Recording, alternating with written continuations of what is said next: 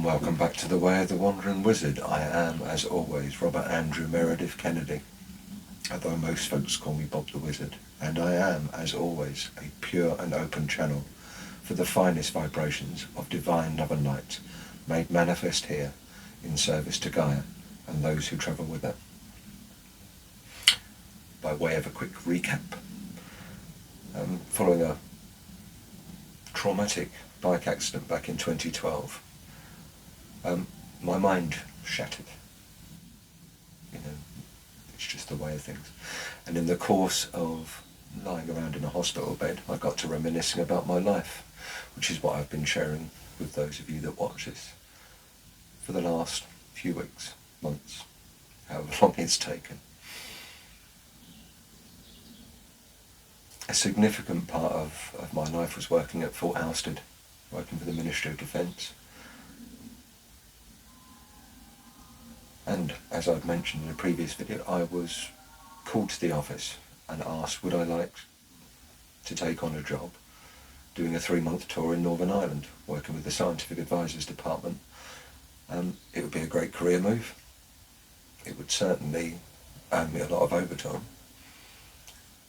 And as at the time I was working away all the time, to be honest, I was distant from my lady wife at the time. I spent most of my life in the pub or at work.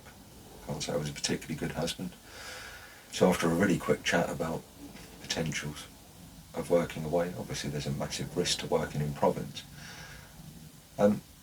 we agreed and over I went. Well, my joining instructions turned up, tickets started to arrive, I had some training to do, which was always exciting. A few what to do if the shit hit the fan kind of training. And then with everything in place, I looked at the clothing. Now, I've been asked, do you have a suit? To which the answer is, yes sir. I have my birthday suit and the suit I got married in, neither of which were deemed appropriate for day-to-day in the officer's mess where I would be living. Jacket and tie were de rigueur, so clothing budget in hand, I was off to the local gentleman's outfitters. And for the first time in my life, I got myself some fitted shirts. I already had a Kennedy clan tie in our tartan, so that was one tie down. I think I got myself a very garish thing, paisley if I remember, probably purple. And I got myself the de rigueur tweed jacket, and with a couple of pairs of chinos and a pair of slightly upmarket suede desert wellies, my ensemble was complete.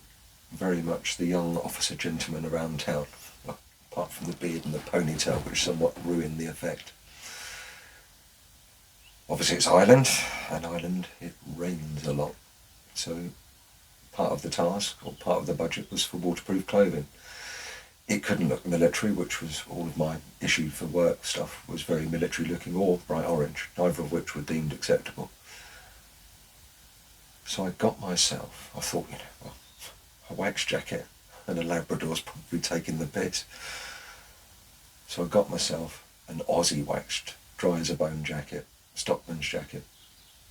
It's thick, it's warm, I've still got it. 25 years later. I also got myself a dry as a bone hat. I thought I looked like Crocodile Dundee. Nobody was going to mess with me on the streets of Belfast. Call that a knife? That's a knife. But anyway, looking suitably non-military. Fresh clothing in hand, I packed my bags, dropped a car at the airport, and I flew into Belfast to go through and be picked up. The standard walk through. Look for the driver with carrying a card with Big Bob Kennedy. I don't know why they call me Big Bob. The nicknames that stick. Well, on my first ever drive down the 101, off to where I would be staying at Thiepval Barracks for the next 3 months, a quick introduction to the work that I'd be expected to do. We arrived in good order. I was sent off, this is your room, standard transit accommodation. what was lovingly known as Cardboard City. It was basically porter cabins stacked on top of each other. You could hear everything. The walls were 3 microns thick. It was underneath the helicopter pads as well. So every time something flew in, the building would move. Became quite adept after a few months of working out exactly what was flying in based on how much the rooms moved. A bit of an exaggeration, but that's how it was. I was taken up to the mess. Fresh jacket and tie, shown where the gym was, and at the time I was trying to get in shape. Well, slightly, not quite so round a shape. And off to the mess. I was introduced to a group of people, given your mess number. And I spent a very pleasant night, ate well, and went off ready for bed, ready to start my days. A couple of days into my tour, I got a very real reminder, as we all did, of what it would be like to be in province. I walked in after a day in the office to find an awful lot of gaps around the dinner table, and we were informed that a helicopter had gone down. And while I didn't know these guys personally, they were around, part of our work. But it sort of brought home very, very quickly. This was very, very real.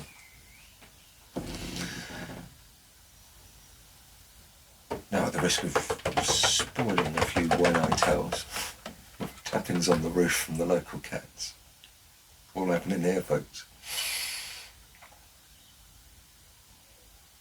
I left Ireland not massively traumatised. I had an amazing experience while I was over there. Just the honour, the joy of actually working really pretty much at the sharp end of our work at the time, alongside those people that we've been supporting for years. I was working with, obviously, the EOD unit. As an explosive engineer, I mean the poorest of the engineers, I was assigned to the Scientific Advisors Department's engineering department, which meant that lots of practical work. All of which, or most of which, I would still have to shoot you, or shoot myself for telling you, even after all of these years. To be honest, most of my time was spent fitting pieces of equipment, which when I asked was told it's far too complicated for the likes of you, just makes all the boxes on the wall straight, and these are where the cables run. A job to which I was well suited. It got me out and about, got me out on the ground. And within literally a few days of being out there at work, I was asked would I like to go out and work on one of the towers where the station was playing up. I was one of the guys that was all into the electronic clever stuff. I was to go along as his spanner twirling assistant. But it did mean that I was going to get to fly in a helicopter. At the time, if you flew in greens. So I had to go off, and I was issued with extra tool, a set of basically army combats, DPM as it was called. And I made my very first flight out in a Puma helicopter of all things. I'd flown out to the tower, we did our job. The pilot gave a complete fly around. I have to say, I honestly thought I was in Apocalypse Now. I was absolutely living my dream. I was 25 years old. All the joys of wearing green kit.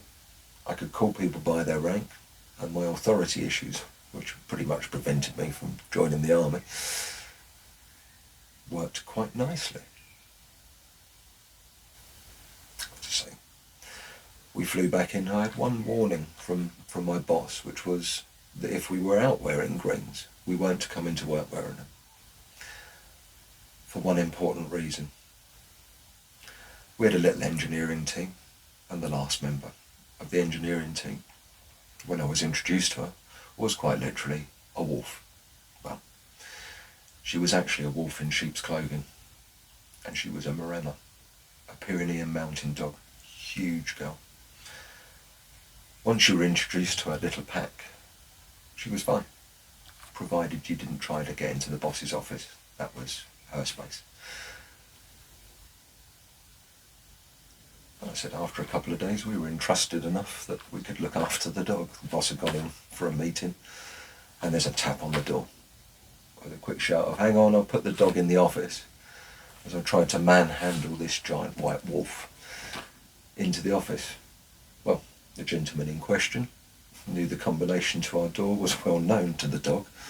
Unfortunately, had forgotten the golden rule and was arriving in his greens.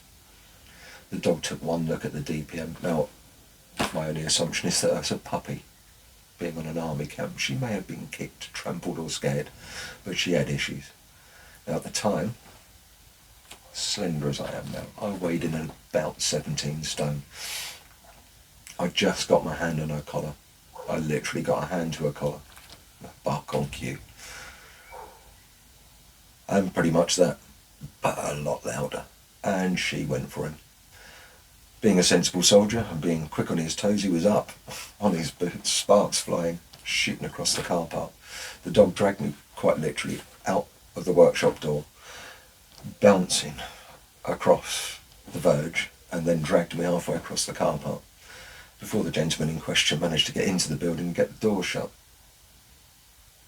I managed the dog. As soon as the target was gone, it became her usual friendly self. Turned round, looked at a rather big draggled Bob with a look of, "What are you doing down there?"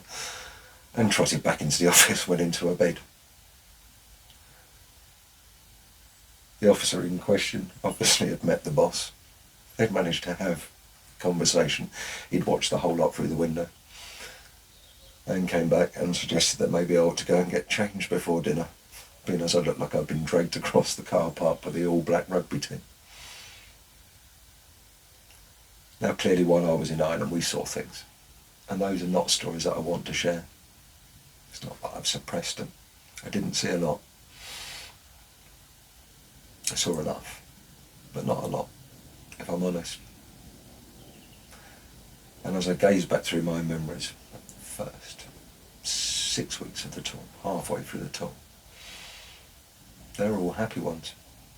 At no time, even though PTSD has been a part of my life, did I have any triggering events.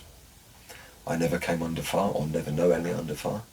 But yeah, there is a tension, obviously. There is always a risk when you're working in these places. And you're any human under those duresses, your senses come up. You're more aware of your situation. So there was a few changes. It's hard work. I unwound the same way that every soldier does. In fact, lots of people do. We finished work, we worked hard, I went to the gym, came out of the gym, ate my dinner, and then I hit the bar. I mean, the officer's mess you couldn't get, absolutely pie-eyed. But alcohol was just a way of life. Winding down from intense days. I said I never knowingly came under fire. But on one particular occasion I was invited to join one of the engineering teams who were going out to a vehicle checkpoint. Now, these vehicle checkpoints were protected by a wondrous system of hydraulic rams that would lift up into the road, thereby blocking the road if there was a potential attack. One of these had become jammed, and obviously as engineers, it was our job to go in there and work out what had gone wrong with it. So, while I was down there, clearly not being particularly technical with all the clever pumpy systems, I was sent up inside the Sanger, up inside one of the towers, which overlooked the checkpoint. Obviously, these guys are looking out, making sure that everybody's safe, and if they see a threat, they press a button and up comes the ram. Well, I was sent up there that after the clever stuff had been done, trusted with my mighty thumb to test press the button and see if the rams worked. While I was up in the tower, the guys were showing me around. These are the various places where the border sits, all of these kind of pieces of information. And while I was there was a ting, sound of metal hitting the side of the Sanger, a giant metal box, armour-plated window. And I became aware that the soldiers that were with me had taken a somewhat more tactical stance. One of them, binos in hand, was scanning the tree line. The other guy was definitely looking towards his weapons drills. Me being me, I looked across in the corner, took one look at the at the general purpose machine gun that was mounted and thought, I could probably remember how to fire that, just in case a Kennedy was needed to stand to. They took one look at me and went, what are you doing? Get on the floor. And so I assumed the standard civilian position of lying on the ground in my body armour and my greens, while the soldiers did the important and brave stuff above me. There were no further incidents, so the lad said that I'd better scurry back down and see my boss, who was shouting from the bottom of the tower. I was warned as I went down the various layers and landings not to pause too long, to break my step, and all of this intricate pattern that I had to follow, just in case there was a sniper, and that's what that sound was. So down I scurried, following all my drills, pausing on stairs, down the next layer to my boss, who informed me that everything was checking out and had it worked when I pressed the button. The answer was, well, no, well, the system had all worked. A volunteer was required to go out onto the ground and basically check to see if the ram had been a bit of road dust, I think was jamming the mechanism, or it could have been stuck. And as being quite a hefty 17-stone unit, I was tasked with going down there and jumping up and down on the ram. So, with imminent views in my head of maybe they are taking pot shot at it, off I zigzagged down the road, bent over as much as I could with my 6'5" form, looking like a highly animated mushroom there, to arrive jumping up and down maniacally on this ram in the middle of the road. At which point it worked, and I went bing up in the air like a giant jack-in-the-box, and managed to land with a degree of grace, and having watched the ram go up and down a couple of times, assumed that I'd achieved my mission, and zigzagged my way back into the base to find them all in there, quite literally pissing themselves laughing. The boss had taken a bolt with a washer on it, winged it up the side of the tower.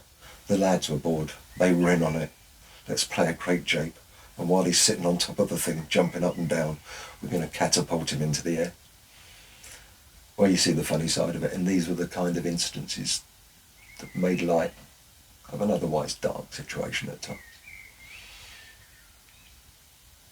I said I wasn't really, at no time was I attacked as such. I've been in armoured vehicles travelling through Belfast when there's been a bang on the side, while everybody else stayed super calm and just went, relax, it's a house brick. So how do you know? And it was a standard part of day of life. But these were the experiences that I'd gone over for. This chance to be there, actually see what was going on the ground, meet the EOD teams, talk to them about whatever difficulties they were facing at work. Most of which, I have to say, involved the vehicle and not the clever bit at the front, which we did. Clearly, he's claiming all the credit. And I went, I don't know, mate, I only do the bang at the front, but I'll report it back. That's it. We saw a lot of these guys on their rotations as they came through. It was good to meet up with a few old faces. Absolutely enjoy my time.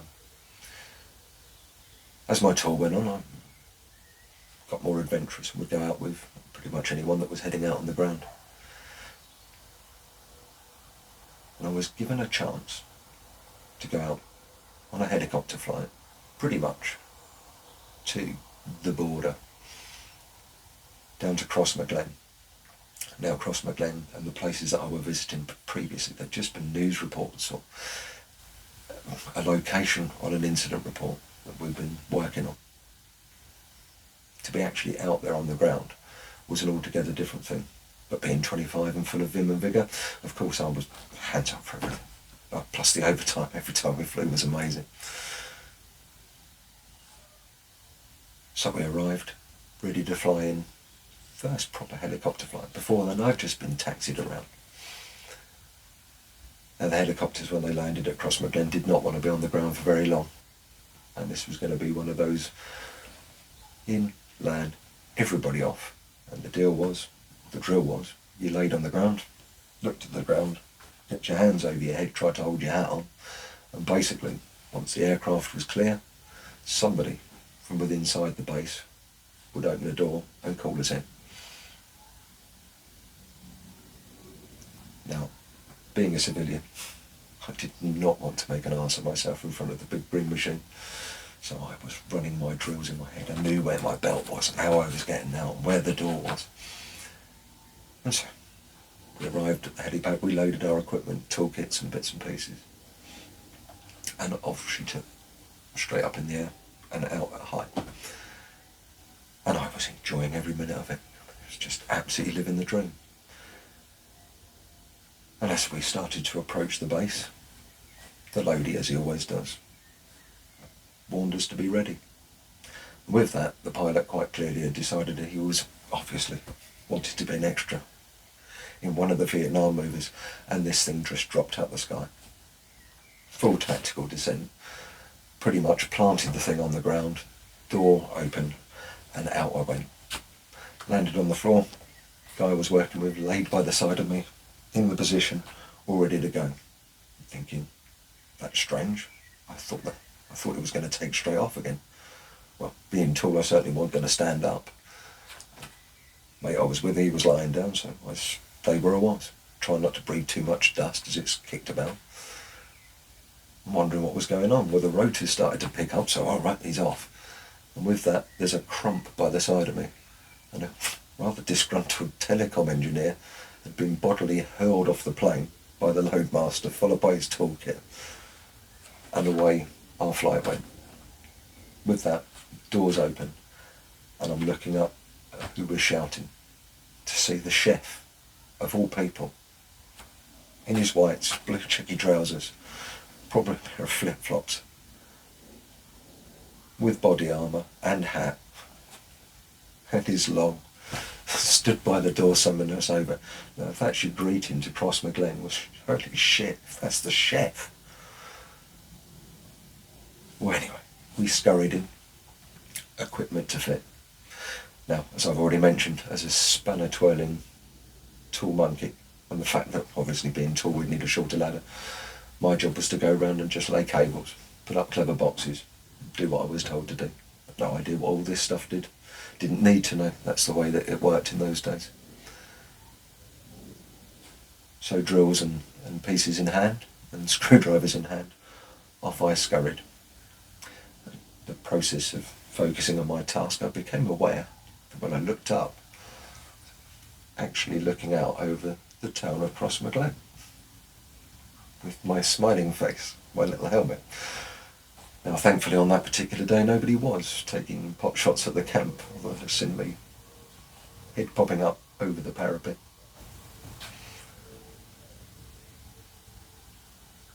It genuinely was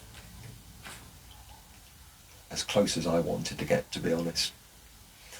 We were duly flown off, and work continued. I only had a few hairy moments, probably the scariest of the lot. For me personally, I was being driven. I can't even remember where I was routing back through from, in from a job. And as the driver was driving us down one of these classically long Northern Irish towns, there were a gathering of people at a pub. A quick look out the window, don't look them in the eyes, would be a sensible option, and on we drove.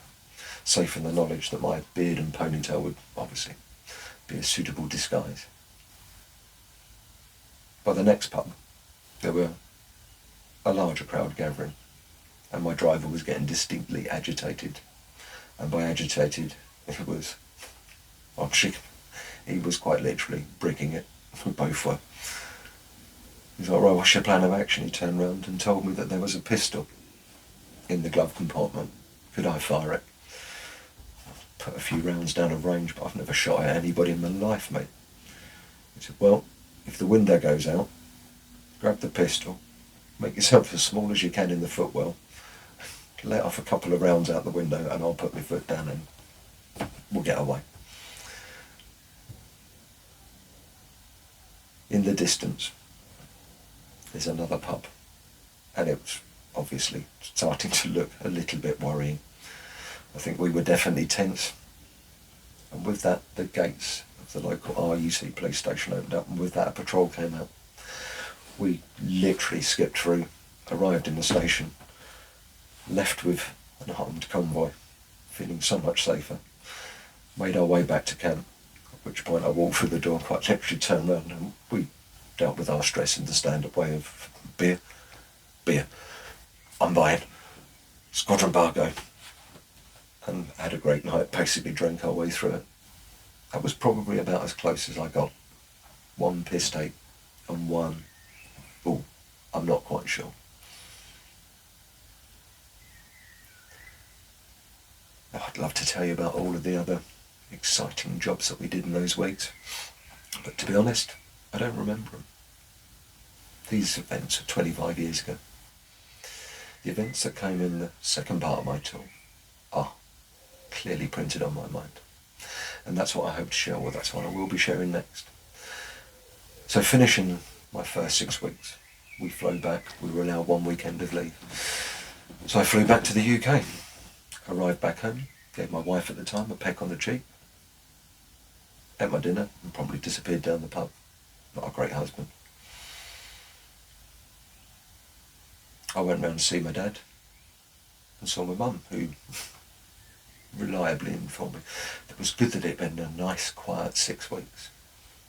I must have looked a little bit in disbelief and went, oh yeah, Mum, yeah, no, nothing's happening over there at the minute.